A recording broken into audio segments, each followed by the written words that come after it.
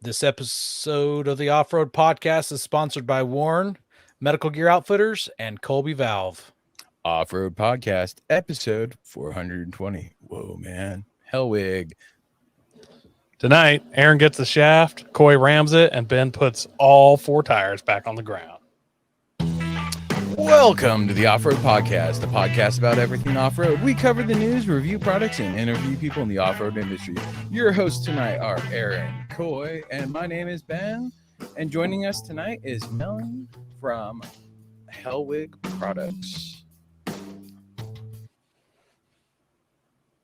So, You forgot to say welcome to the show. oh yeah, welcome to the show, guys. Thank you. It's a little hot. Forgive me. Yeah. He's trying to make the show shorter by leaving stuff off so he can get done with the show sooner. Well, it's Yeah, hot. Who would It blame is him? hot. I've got some lemonade and yeah. Yeah, I've got an ice pack up my shirt right now. So here in the Pacific Northwest, it's at least where Coy and I are, it's 105 or so today. I don't know about Ben. Melanie said it's 107 down there It's in California. 98 degrees and 89% humidity at my house. It was perfect. Perfect weather. You can swim in the air almost. Yeah. Mhm. It's I'm very about good to for your load. skin. I'm about to load a shotgun with ice cubes and just try and end it. That's the whole thing. I don't know what else to do. Coy, what have you been up to this week? I haven't really done anything off-roading, but I got to do something kind of fun. I bought that big trailer for towing my FJ when I needed to. And as soon as you Yep. have a trailer, people start finding out that you have a trailer. And I get a Absolutely. call from a guy I work with Friday night. He's like, "Hey, heard you got a trailer." I was like, "Ah, crap." It's like, my truck broke down on a I-5. Can you come get it for me? I'm like, I can't till the morning. Like I'm out at a concert. I've already had a few drinks. Like, can't do it tonight. So I ended up going getting it for him the next day, and it was a total cluster. He told me it was at a different exit, and it was right on a guardrail next to a bridge. I tried to pull off. There's no room. So I had to circle. You know how it is when you're on the interstate. So you go up, back, 40 miles back. I'm like, you got to push that thing back farther. So we finally got it loaded. He came by himself. So just me and another guy trying to load up like a 2006 Ram 1500. And my trailer doesn't have a winch to pull anything onto it. Oh my goodness. We got it loaded up, and I start taking it down the 5 to his house. And I've never experienced this before because I'm not a domestic car guy so much, you know. I got a big 95 Ford Power Stroke. There's a Dodge Hemi on the trailer, and every single big Ford truck was like slowing down, like, yeah, giving me the look. I didn't know this was a thing. Like, I'm pretty That's sure one dude hilarious. took a picture. I was like, I didn't even know this was a thing.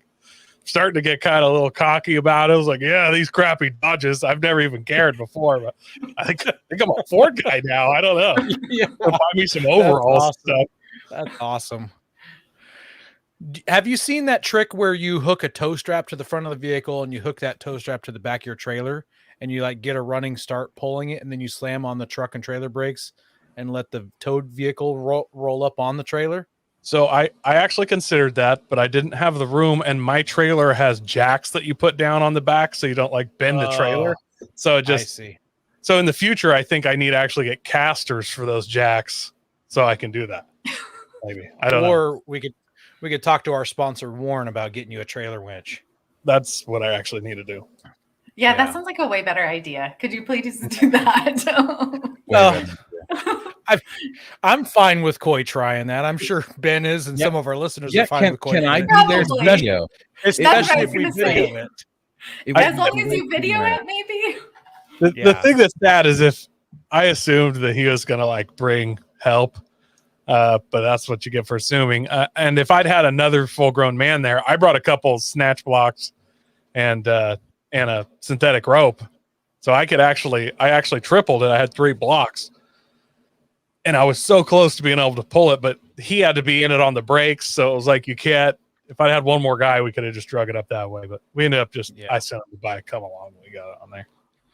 What if you like jacked up your rear end and wrapped the winch line around the tire and put it in drive and let the tire act like a capstan winch. It absolutely crossed my mind, Okay, except good, for good. my synthetic winch extension I paid for.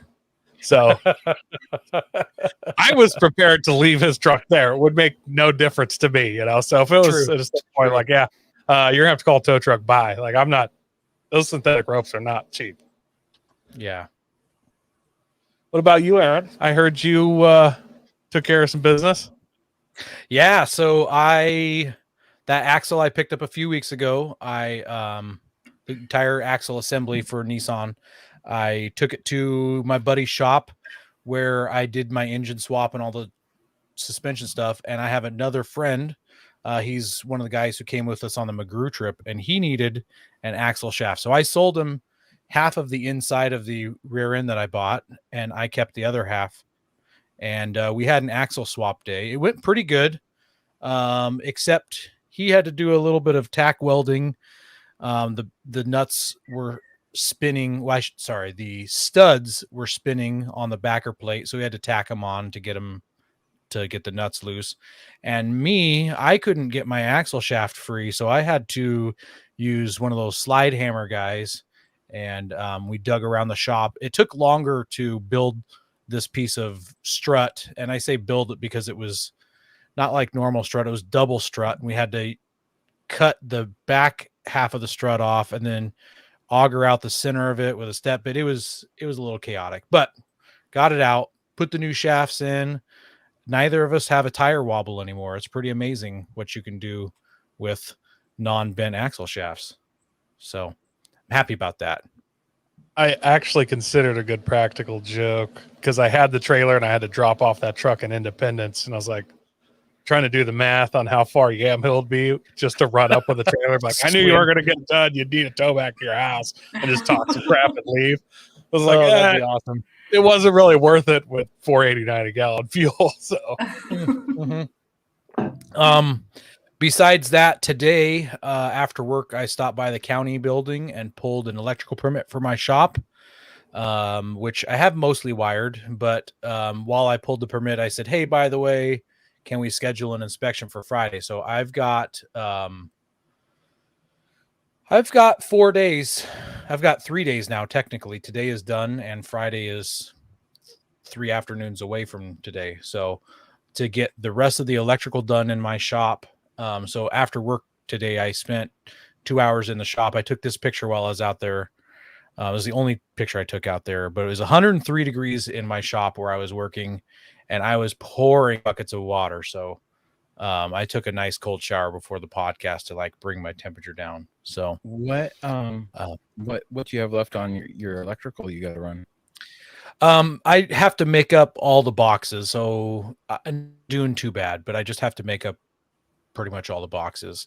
I'm getting a cover inspection. So I've got all the conduit run now. I need to tighten all the joints at all the conduit, the lock nuts and the couplings and the connectors, all that thing, all the set screws need to be tightened down. So I probably have 3 hours worth of work to do. So it's not that big of a deal. I was going to point out, can't you just kind of wrap up what you have and then he inspects it and then you just finish it after he's done? I could, allegedly. Yes. Yeah. I mean, allegedly. Well, the work I did this afternoon, the couple hours of work I did this afternoon definitely had to get done before he showed up. So I got that done. How about you, Ben? Were you successful with your rig? I see you got all 4 tires back on the ground. I was very successful. So some pictures here. That's what happened after I pulled off my rotor. The parking brake was there, but half of it was falling apart because of when it landed. It busted free the parking brake locking spring things. I can't think of it's what you have in drum brakes. Okay. So it broke those free, and it's been 10 years since I've done drum brakes. So I got the stuff to just refresh the brakes since I was in there anyways, and got the studs in, and then I got it all assembled, and except for I was putting the brakes back together, or I got the brakes all on, and I couldn't fit the rotor on, and I was spazzing out. I grabbed the old rotor. I'm like, did I get the wrong size rotors? and I put it on. It wasn't fitting on. I'm like freaking out. I call my neighbor over, and he pulls out some rotor measuring calipers and some other stuff, and he's like, I just don't get it. The rotor's the right size and all that. So we pull it apart and we look at the brakes and we compare the brakes side by side, and the brakes that O'Reilly sells for the parking brakes are like a 1/4 inch longer than they're supposed to be. I went online and looked up those same brakes to see if maybe I got the wrong parts or something, and there was like 9 1-star reviews that they're handing out a faulty part. Oh no. So I was like, well, and I threw the old brakes on with just new hardware, because you buy the springs and stuff separately and return those. Got my $40 back, and called it good. And it went back together a whole lot faster the second time. And then I pulled the 4Runner into the garage and then did the other side. Josh says that's because drum brakes went away 10 years ago. Oh, wait, Toyota.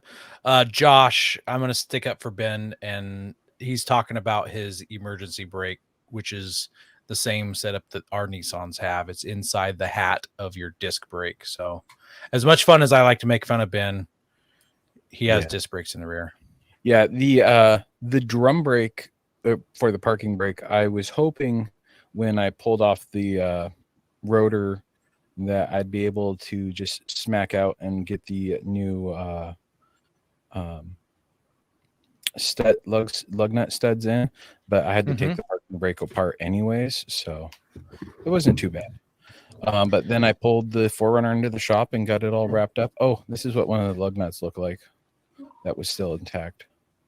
It was just a little bit off. And then I discovered the what was it, yesterday Pete came over and to help me finish up the brakes, and we discovered that the inside of my tire that I thought was still good, that fell off, the inside got gashed really bad. Oh, so you need a tire and a wheel now. I need a wheel and tire, so now I'm completely I'm running on 4, no spare. So yeah. So Aaron, do you want to lay odds on when Ben needs a full-size spare or doesn't have it? Like with this is going to happen? I'm big on the full-size spare. So I already talked to the definitely wife, is. And we will. I've blown too many tires. Well, these are new tires, not your standard tires. You can always get those sidewall patches and patch that sidewall, and it'd be good enough for a spare. Yeah, that is true. I probably could do that. I wouldn't do that. I would just go to a tire store and buy a used tire to use as your spare. You'll rarely use it. Well, it'll be fine as a spare. I've got the 2 front that are cupped, and so I was getting a new tire anyway. So I'm going to get 2 new tires and put one of the cupped ones on the rear. Problem solved. Somebody didn't listen to Coy about some tie rod ends. Yeah, we remember that. Yep. You can say I told you so, but it's too late. So it's not really strong enough for that one. Nope. All right, Melanie, what about you? So the last few weeks, so we did a road trip out. So I'm in Central California, and we did a road trip to Colorado, and we saw the Great Sand Dunes National Park.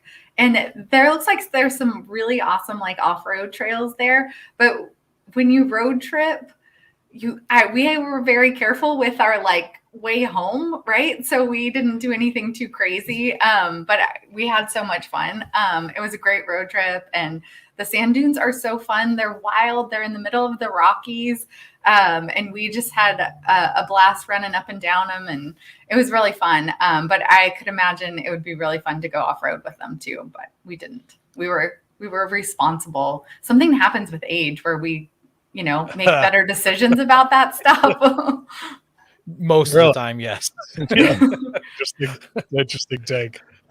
Well, I found that, right? Like I used to do wild things and it worked out, but now that I'm older, like I just find that like, oh, well, is it really worth it? What's the ROI on the risk here? So yeah, not fun. That is an interesting way to think about it, but I'm going to counter. Just do all the wild stuff with your way home as soon as possible on the trip. so you have more time to fix it. That's if Oh, you that's okay. I got 5 Yeah. days to go. Yeah. Axel ordered it in. Yeah. So- Well, now I know that you Hard to have stress. you have a trailer, so I'll just call you Koi, right? There we That go. sounds There we great. go. Any excuse to go to Colorado again. It's awesome there. Yeah. Koi and It I was went to Colorado 2 years ago, and had a great time there. Awesome. Well, this week in review has been brought to you by 4 Patriots. Have you ever been concerned with the shelf life of your food you take camping? Since you're a listener to this podcast, we know you at least keep some emergency food stashed away in your rig. 4 Patriot sells a variety of survival food and equipment that pair great with your off-road and adventure lifestyle. Use code FRN and get 10% off of your first order. We also want to thank our sponsor, Patriot Patch. Head over to patriotpatch.co and check out their selection of great patches, shirts, cleaning mats, signs, and stickers. You can also join the Patch of the Month Club for $15 and receive a patch, matching sticker, and artist proof each month.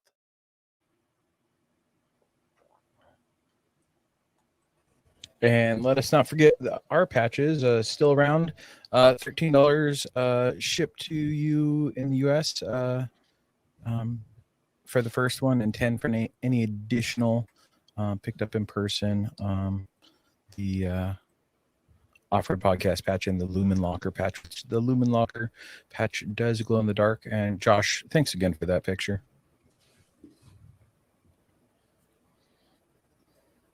Have tire troubles ever left you deflated? Colby Valve has got you covered. Ever have a valve stem leak? Colby Valve makes reusable and easily replaceable valve stems that don't require you to remove your tire from the wheel. They work with your off-road rig, ATV, side-by-side, commuter vehicle, or even your tractor. Never be left stranded again because of a busted valve stem. They also have a tire repair kit for those punctures that keep you away from doing your favorite thing, wheeling. Make sure to check out colbyvalve.com or ask for them at your local off-road products store. All right, guys. Should we jump into our news articles here? So, did you guys know that the Broncos back in the day that had just the cutouts instead of doors were called roadsters? No, and also they didn't come with a windshield.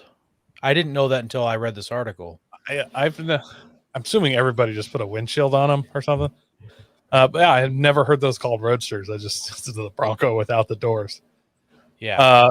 Anyways, this article comes from Fox News. It's an interesting place to get it, but that's where it comes from.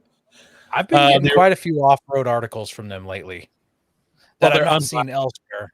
They're fair, balanced, and unbiased. So, yeah. When the original Ford Bronco was launched in 1966, it was available as a 2-door or a no-door, aka the Bronco Roadster. Was built without doors or roof, making it the ultimate open-top SUV. The body was updated to create a signature swoop line around the door opening. Aftermarket part specialist Anderson Composites is now offering a set of Roadster-style doors, that replace the stock parts. The fiberglass parts are actually functional swing-out doors this time, but offer a take on the original Bronco's cutaway styling. They weigh just 14.8 pounds compared to the Bronco's 52.5-pound doors. Wow. Yeah, that's a big. What is that? Somebody do the math on that. That's 25%. Yeah, but I mean, it's that's over 100 pounds. That's a chunk of weight. Yeah. They are currently only available for the 4-door Bronco, priced at $2,198 for a full set, but the 2-door set is coming later this year. Tube doors from Ford are priced at nearly the same at $2,250. Anderson Composites advertises a door for off-road use only, but it is legal to drive the Bronco without doors in most states. Most, yeah.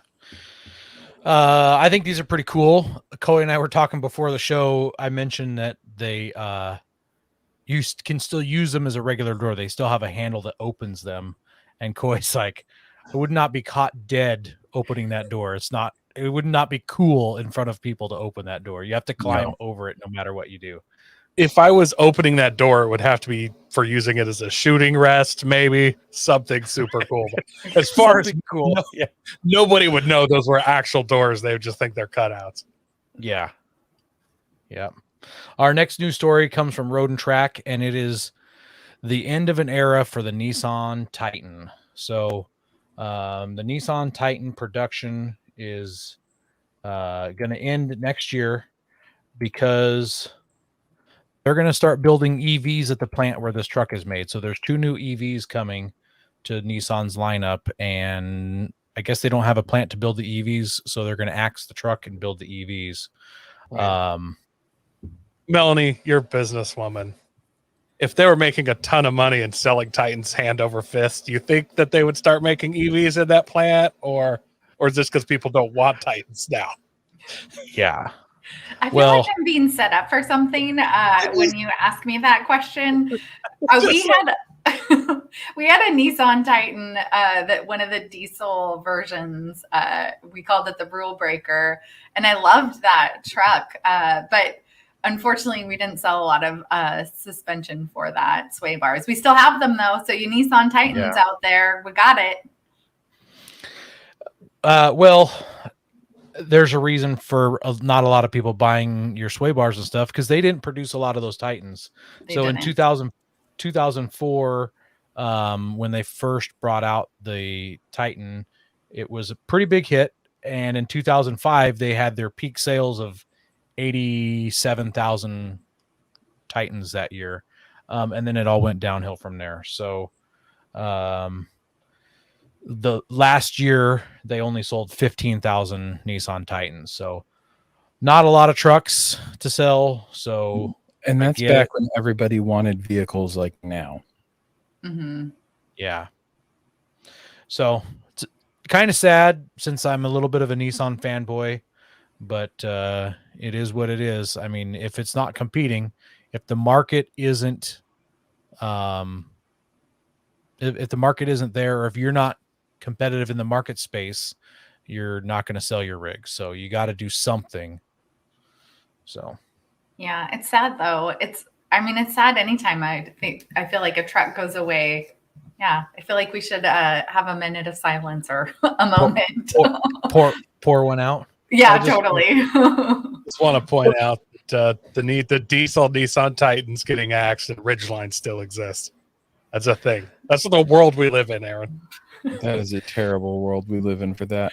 I recently rented one. That was my rental car, and yeah, that is a sad world, because the Nissan Titan is a much better vehicle.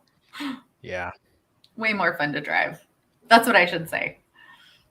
Well, it's interesting because it's like, well, instead of going, hey, let's build an EV Titan or even a hybrid Titan, it's nope, we're just going to axe it. You know, there's this whole competitive electric truck market going on, but we're going to just skip that and try and make more electric cars. I mean, the Nissan Leaf is one of the most popular electric swaps right now for converting your own vehicle to an electric vehicle, because it's a lot more affordable than a Nissan or than a Tesla. Nissan Leafs are like the Buffalo of EVs. Nobody really wants a Leaf, but they just get scavenged for parts. Like no part gets wasted out. Like the Indians. Go prepared with Warren Industries. They produced the first recreational winch in 1959 and lead the industry with their dedication to quality and reliability. When you dig yourself in deep, make sure you have the right tools to get yourself out. Get Warren equipped and go where others can't. Now, let's get ready for adventure and head into our main topic.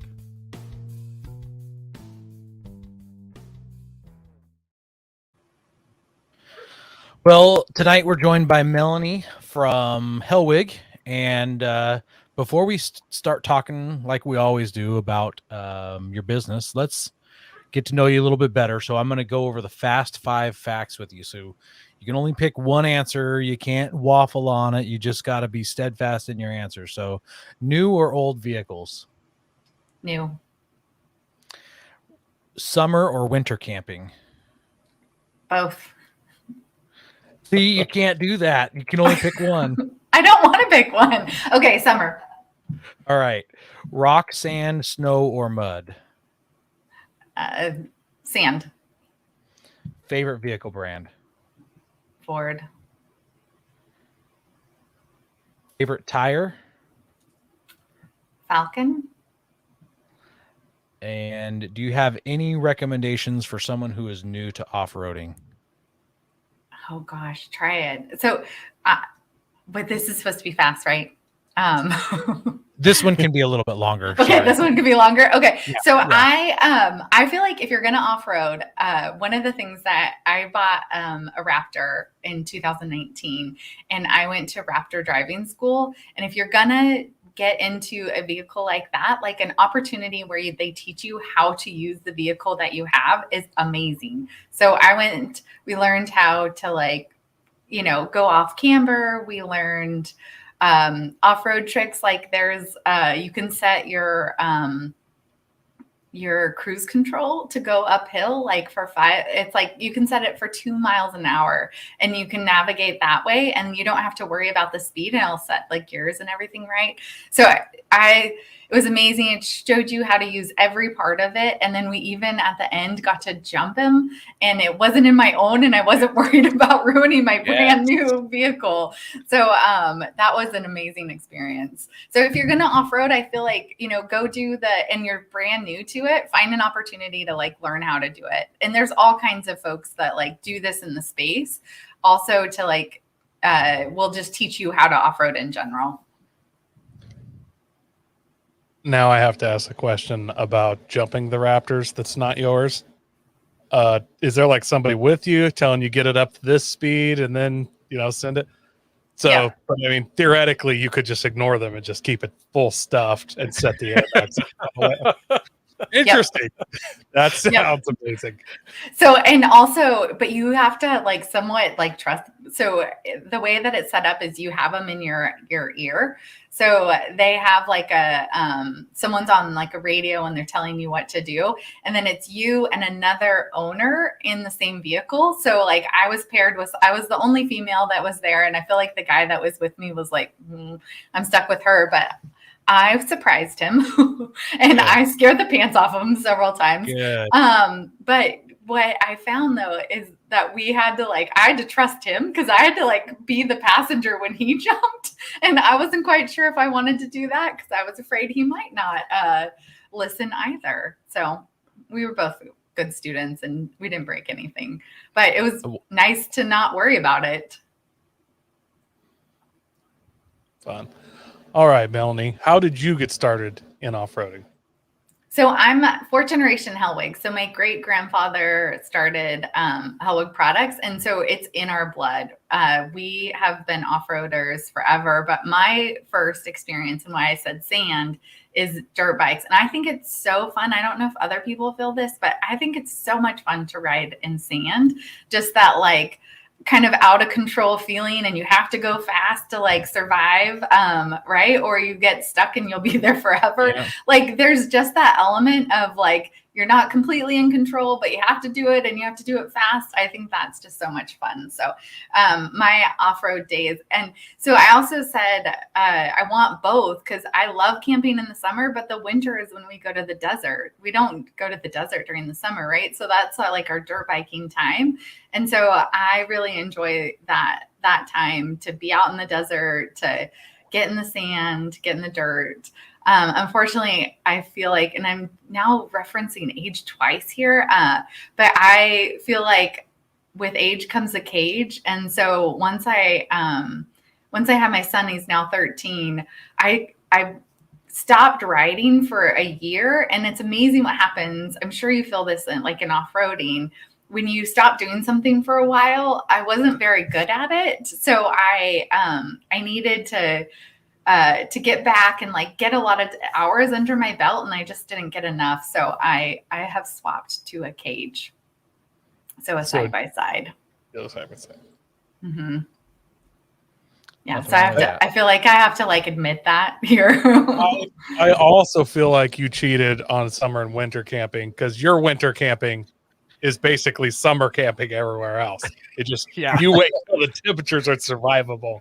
Yes, Whereas exactly. camping in the Pacific Northwest is like snow camping, and so or rain camping, depending on what. Yeah. How high you Tarps. I get it now though why you pick both. Yeah, and that's fair.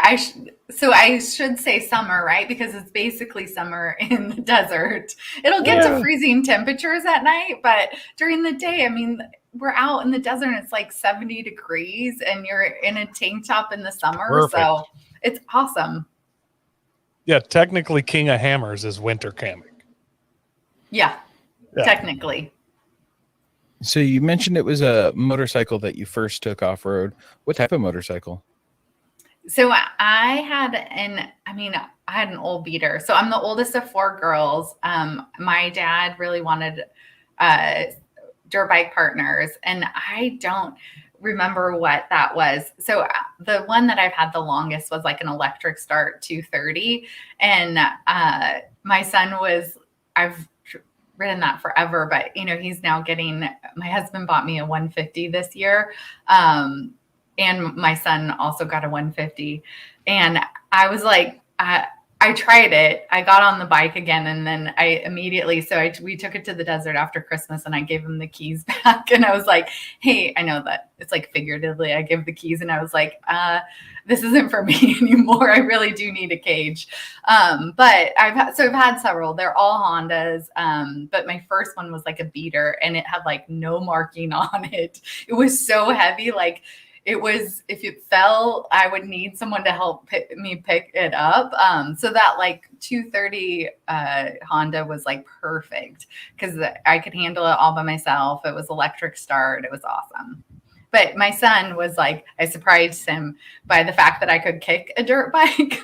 And he was like, wait, no, I need dad for this. I'm like, no, you don't. I can handle it. Nice. What is your most embarrassing moment on the trail? So I think my most embarrassing moment was at Moab. I took my Raptor. It was brand spanking new. I literally got it like Thursday and took off for Moab Friday. And so I took it off road. I'm on baby Lion's Back, if you know that area in Moab. And I'm with someone who's like kind of coaching me through like helping me navigate. And he takes a phone call. And I was a little bit like it's my brand spanking new baby, right? And I did not handle that situation very well. And I might have yelled at him and not nice things. And he hung up and walked me through the rest of it and helped me. But yeah, I was stuck like right on the edge and he's like, hello. I'm like, no, we're not doing that. So, but I won't repeat the things that I said to him. So That's hilarious. Where's your favorite place to go? You've mentioned Moab and the dunes. You got a favorite?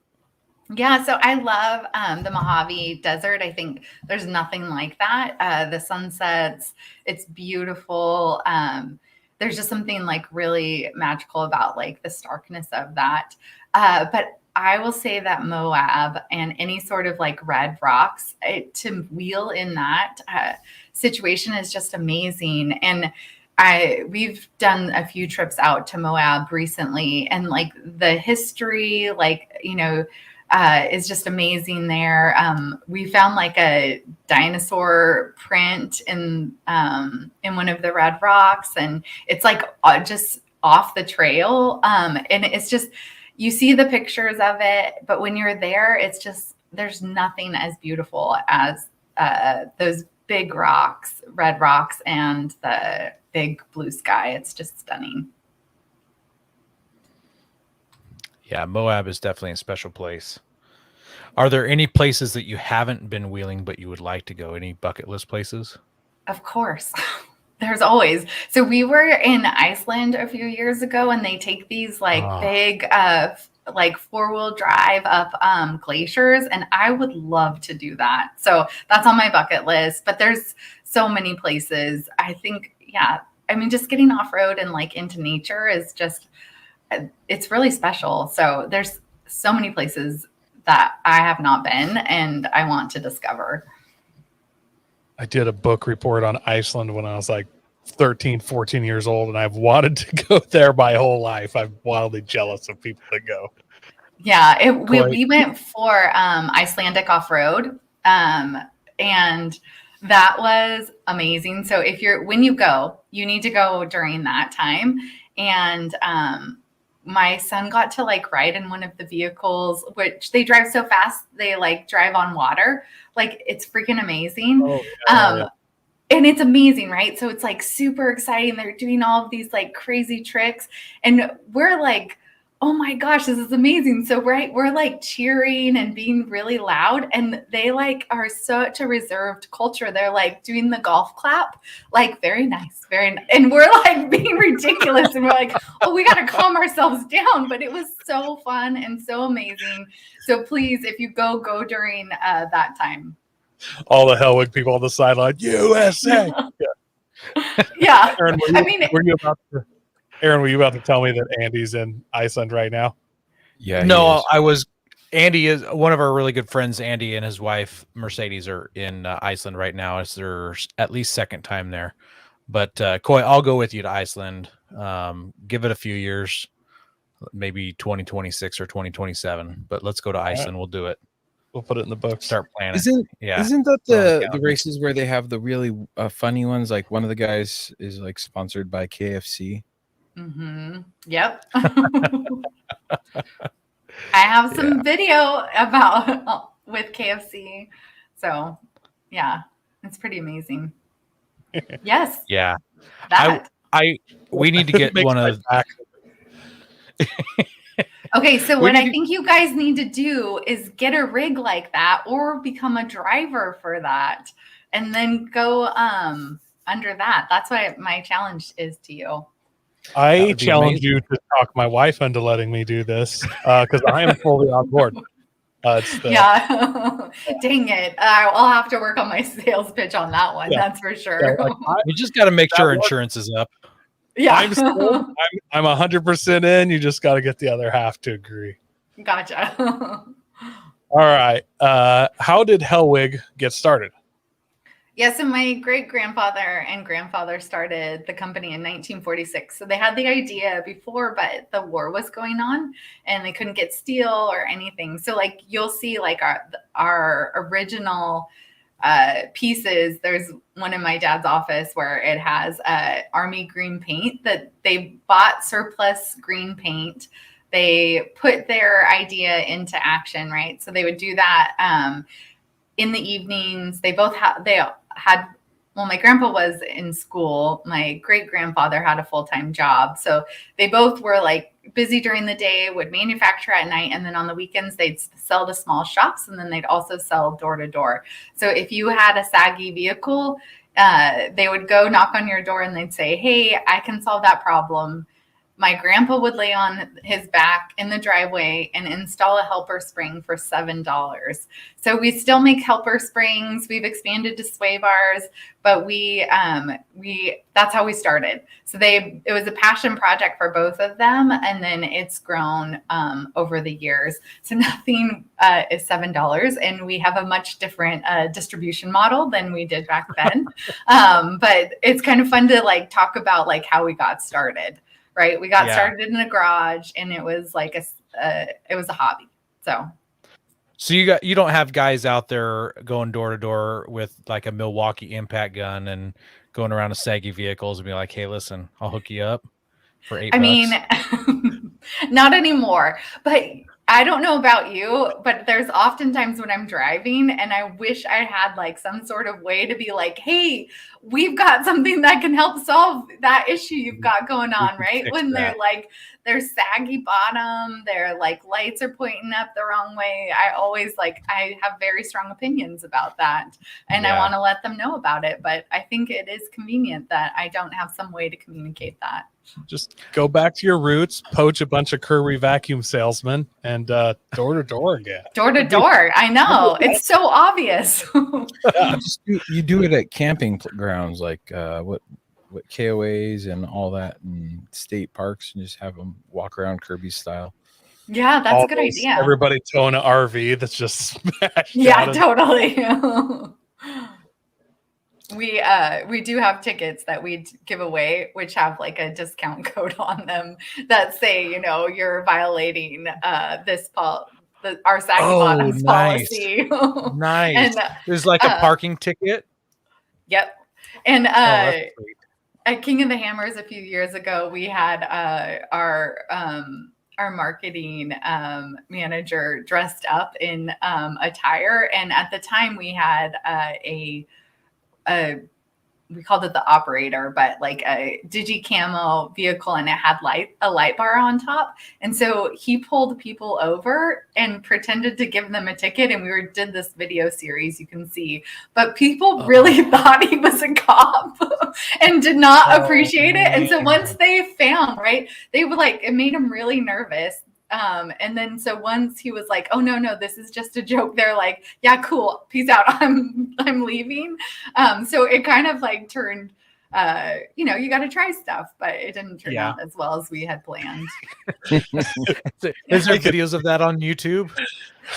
There are, but it's more, I'll let you guys in on the secret. It's a little bit more staged than we had planned. Okay. We had planned for it to be like this is someone's real reaction, but their real reaction was like, screw you. Yeah. Really, like, Yeah. I've been drinking and you're faking to be a cop. Yeah. Exactly. Yep. That's awesome. So what products do you guys sell now? Yeah, so we are selling helper springs and sway bars. So those are really our bread and butter. So like when you talk about like helper springs are all the trucks, anything that's leaf sprung, we have a helper spring for. And then for vehicles, we private label, and we also make products for OEs. So we've made something for as small as like a Textron off-road vehicle, all the way up to our largest bar goes on like a vehicle Oshkosh. It's a ginormous bar. It's like 3 inches thick. It's crazy. But so we are, while we don't have like a deep, like a lot of different products, it's very wide in what we serve. I had a military truck for a while, an LMTV, and it had a massive sway bar on it. It needs it. Yeah. Yeah. Mm-hmm. Yeah. Yeah. It could have been mine. It is a good possibility. Yeah. So can you help us settle a bet here? I heard you just call it a sway bar, but like, I thought people called them anti-sway bars. Is there a right way, or is one just a shorter version? Yeah. So who's going to win the bet? We'll find out after you answer. Okay, dang it. I was gonna no, it's totally anti-sway bar. Like it is meant to be like an anti-sway, right? So it's supposed to take that sway out of the vehicle. And sway bars is like a short way to like get there. So can I say it's both and then everyone wins? Everyone gets a prize. But technically it's anti. Okay. We'll just keep calling them sway bars because that's kind of what everybody says. There are the real nerdy people out there that are like, no, it's an anti-sway bar. So and they're right. Yeah. Yeah, they're technically they're right, but yeah, it's just still nerds. Yeah. Yeah. It's just lingo. Yeah. Take their lunch money. How will sway bars, or should I say anti-sway bars, help people who use their rigs off-road? Yeah. So a lot of it is, you know, when you get off-road, and I used to drive, we had a Jeep here, a Hellwig Jeep, and it was super high off the ground, short wheelbase. And that thing, I don't know about you, but like if we took a turn, it felt like it was going to tip over. So the thing that sway bars, they don't interfere. And we do droop, we do a bunch of different testing to make sure that you still get the clearance, you still get all of the everything that you want to get in an off-road vehicle, but it gives you that ability to still like drive and function on the road. So it doesn't interfere with the off-road capabilities, but it makes it like actually manageable on the road. And that is something that I will always have a sway bar on any rig that I have, because one, I like to take corners too fast. And then the other part is like, once you get that center of gravity up high, it is really scary to control the vehicle. So without that. That's why nobody wants to ride with me. That might be why. I'm sorry you're just finding out now with me. So same kind of question. Can helper springs be beneficial to people with heavy off-road rigs? Yes, they can. So we have helper springs, and then we also have this. If you have a leaf sprung vehicle, we have. Gosh, I just had it in my brain. But it's like a Band-Aid for your leaf spring. So it's a spring sling. That's the name of it. So if you break a spring off-road, we have a spring sling, which will not be the end-all solution, but it'll get you out of trouble.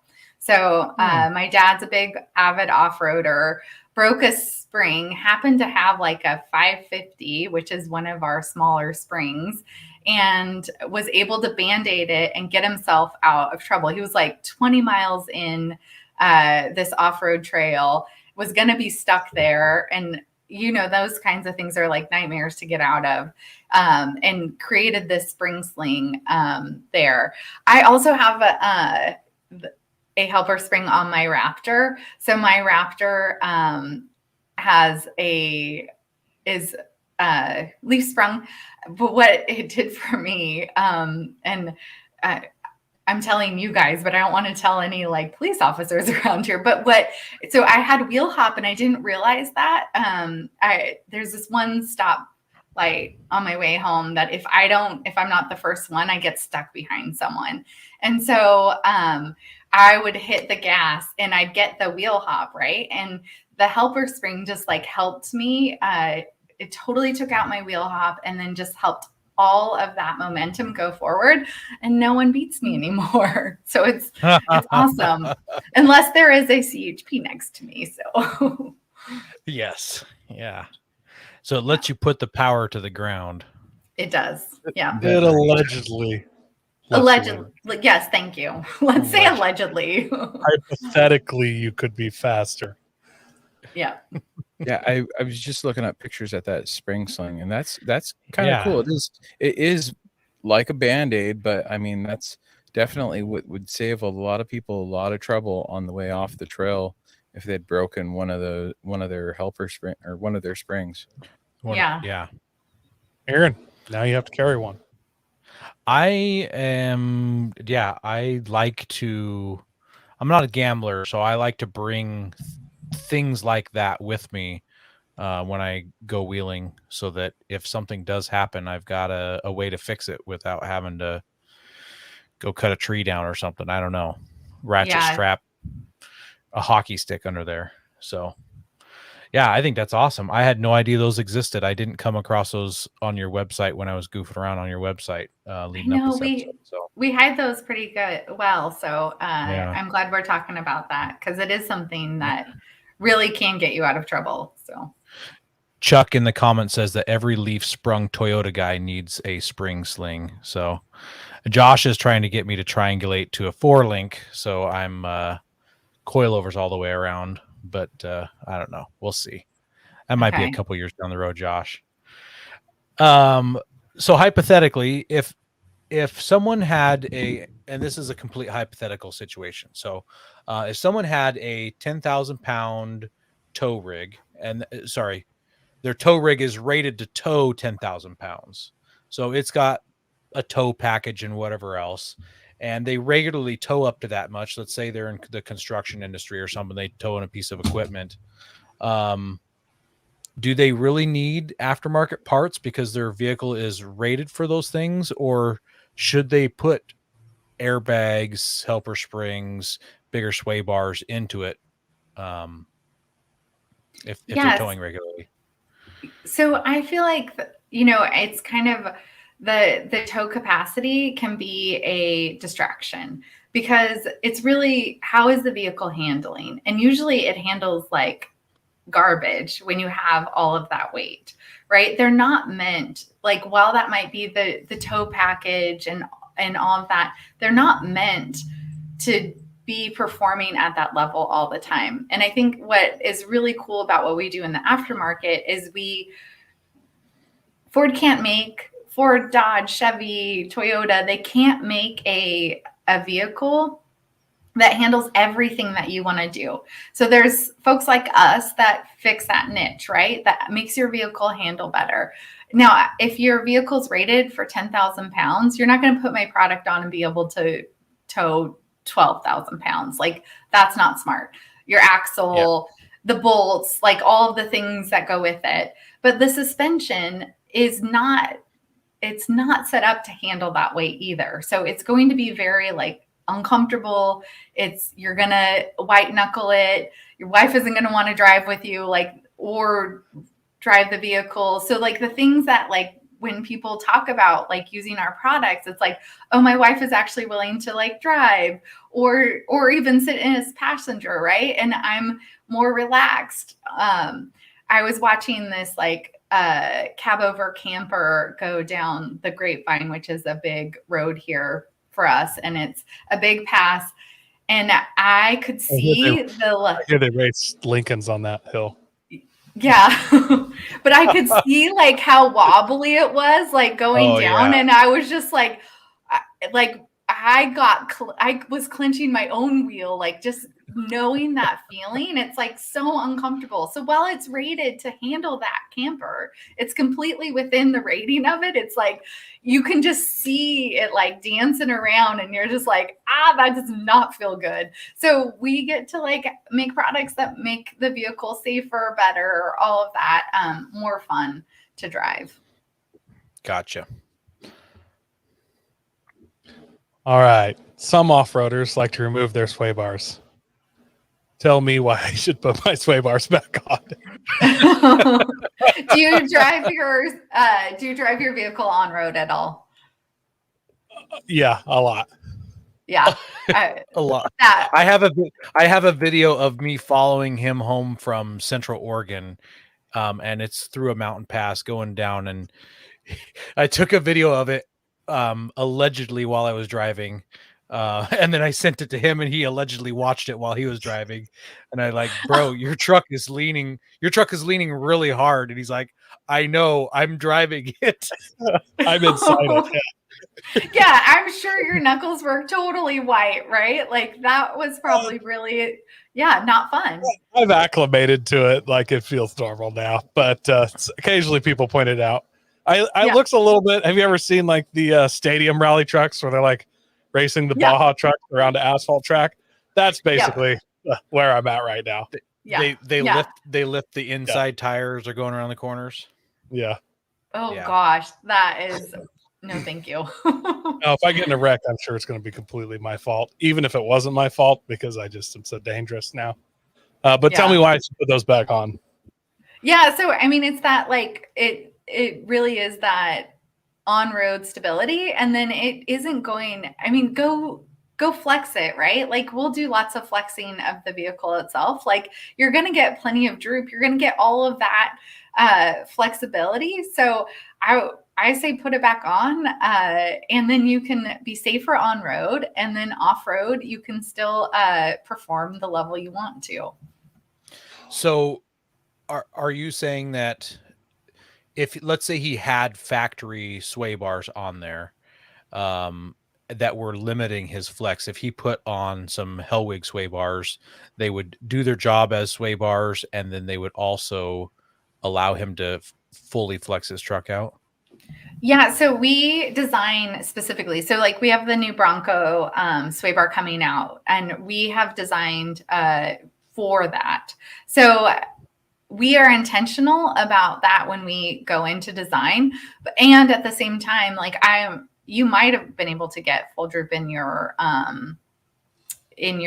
vehicle as well. So I'm not sure. It's possible with the factory. But it is something that we design for. And like my Raptor has a much smaller bar than F-150, because we need the on-road capability and the off-road capability, right? So we're not going to put a big beefy, we have a big wig bar that's like if you're towing all the time, like we're not going to put that on an off-road vehicle. So we do design to specific vehicles and what we believe they'll be used for. Does that answer your question? Yes, it does. Okay. I think we're going to chip in and buy Koi some anti-sway bars for Christmas. They're going to be on our Christmas wish list guide coming up in a few months. I love that. Put a bow on it. I'll help put a bow on it for you. Maybe what we do, Ben, is you and I sneak over to his house in the middle of the night and put the sway bars on while he's sleeping. And take his That'd other be two awesome. presents. Do an oil change While we're under there. Brad New with maintenance. Oh no, somebody snuck over and fixed my truck. Yeah, it did work for me. Don't worry, hey Koi, don't worry. I'll be the one to put your lug nuts on. Oh good. Yeah. Oh boy. Oh man. Didn't we see your nuts earlier? Yes. Well, Actually, actually, we didn't see his lug nuts. They came off on the freeway.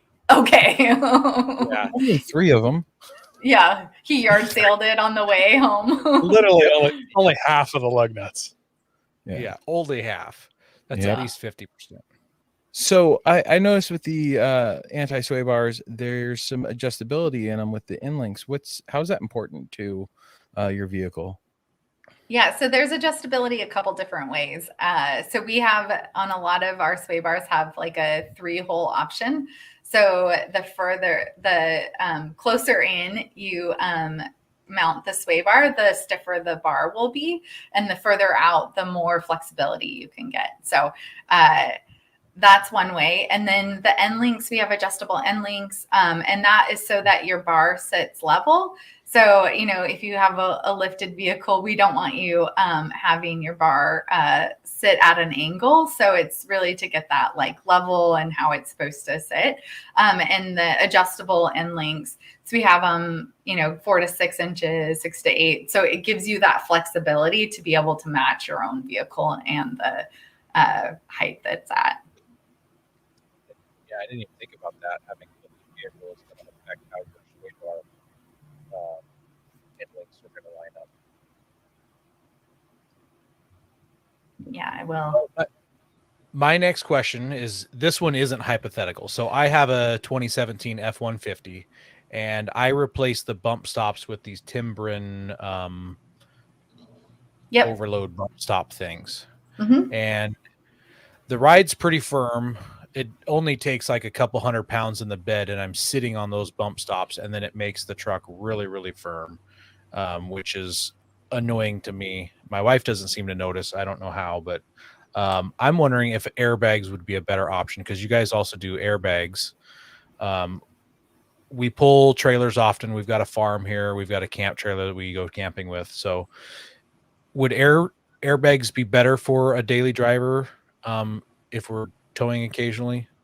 So we actually don't do airbags anymore. So in 2020, during the pandemic, we had major supply chain issues, and we did get out of that market. But I can still answer this question. Okay. So, All right. So airbags will give you, so it depends on what you're looking for, right? So the Timberens will give you that like always there. You're never going to have to worry about it. And that's what we talk about with our helper springs too. You're not going to have to worry about like any sort of maintenance or upkeep. The air is it will give you the most flexibility, but you're going to have to worry about upkeep. If you're in a colder climate and you have to worry about like freezing and, you're off-road a lot and a rock gets in there, there's more to do and more to like pay attention to with the airbags. But there's nothing that gives you that flexibility, right? Like if you want, like I want a stock ride, that allows you to do that. So Timbren, helper springs, like you're going to feel those, like not with helper springs, it does increase the spring rate by just putting them on there. So you're going to feel a little bit of a stiffer ride in the beginning. And then I feel, I don't even notice I have them on anymore, but immediately I was like, oh, I feel a little different. But there's that, like, so if you don't want to have that, like, oh, I feel a little different, like, then like airbags would be the way to go. Gotcha. I might take that.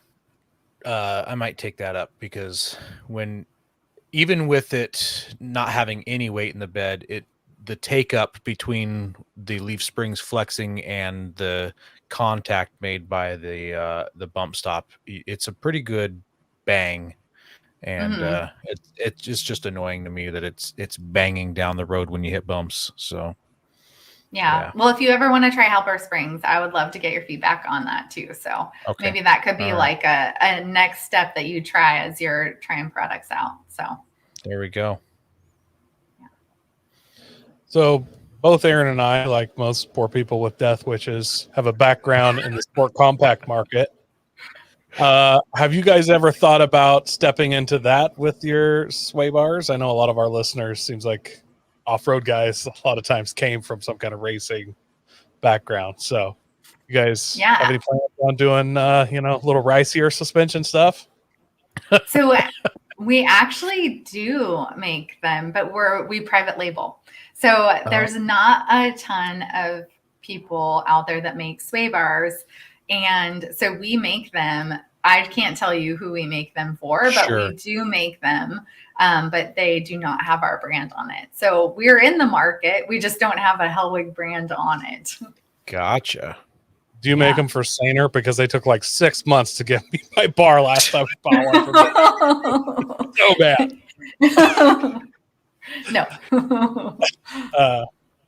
But I also, I have a Toyota MR2 Spider, and it'd probably be a huge market for you guys. Over the 6 years they've made them, I think they made almost 30,000 of these vehicles. So huge market segment. You guys make any for those? Nope, not on those. Crazy. I like how you're trying though. You're like, so what about these? What about this brand? Yeah. People make sway bars for them, but there's not very many companies. MR2 Spiders are like Nissans, where like everybody makes one thing. There's just no options. I see. Well, we understand that. Well, we've heard that you're on the board for SEMA. Aaron and I will actually be there for our first time to cover it as media. Any suggestions on how to make our trip eventful, efficient, and successful? Because I noticed when I was looking up some pictures for you guys, I saw this. That's the first SEMA show. So your family's been going there for a while. You got to have some insider tips for us.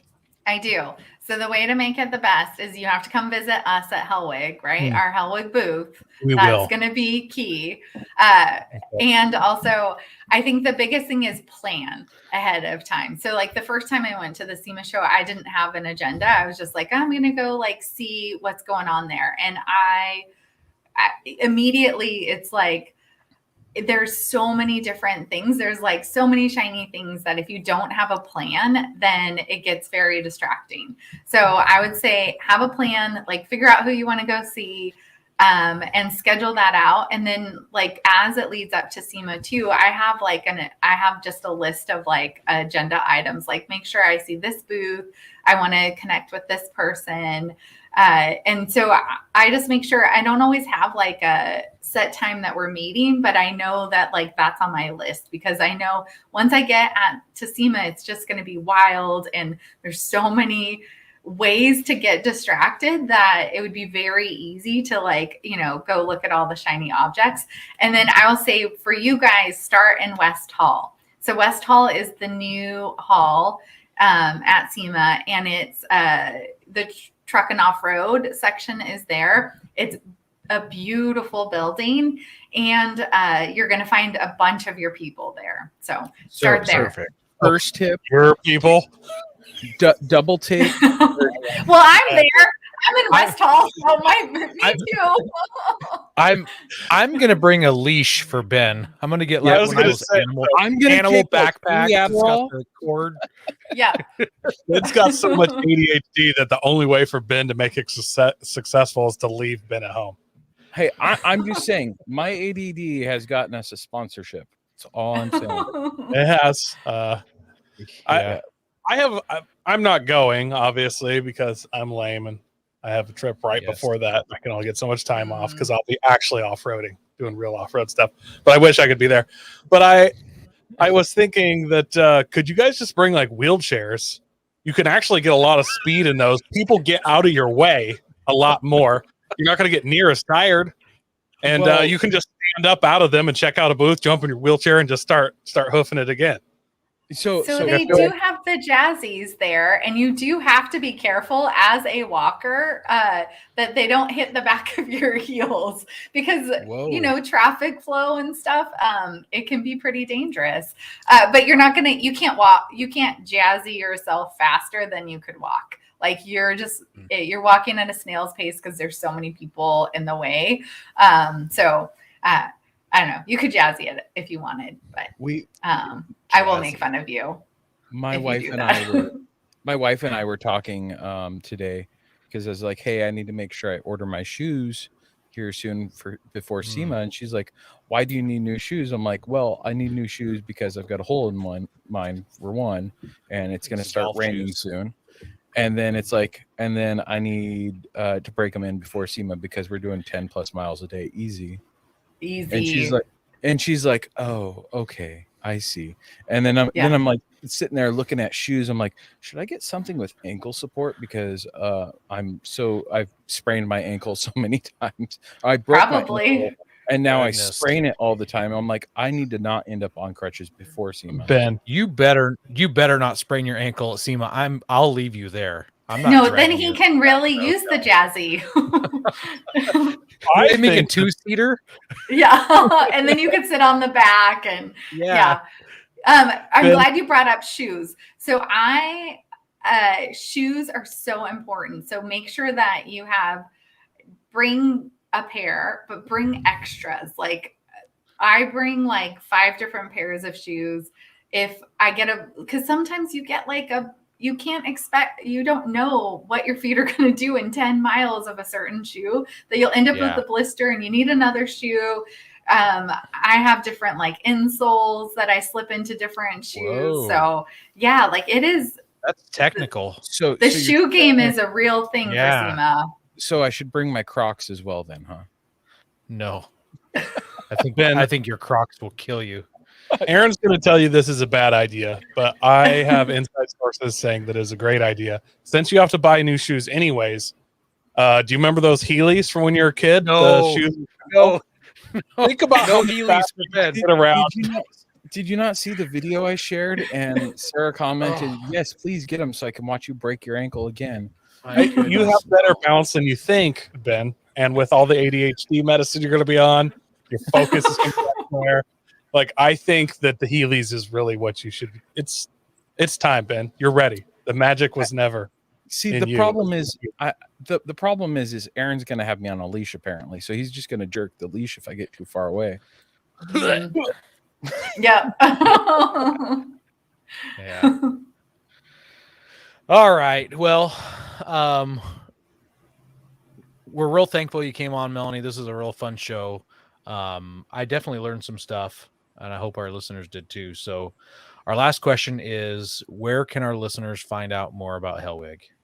Yeah, so we're on all of the social channels. So Facebook, LinkedIn, Instagram, and we're all Hellwig products there. And then we are hellwigproducts.com for our website. TikTok? Are you on TikTok? Ben loves TikTok. I love the TikTok. Yeah, Ben, I'm sorry. I'm just going to disappoint you. But maybe I could be on your TikTok channel when you come to SEMA and show me your Crocs. I should totally make a TikTok just for SEMA. We okay, and for me, for Hellwig, that would be awesome.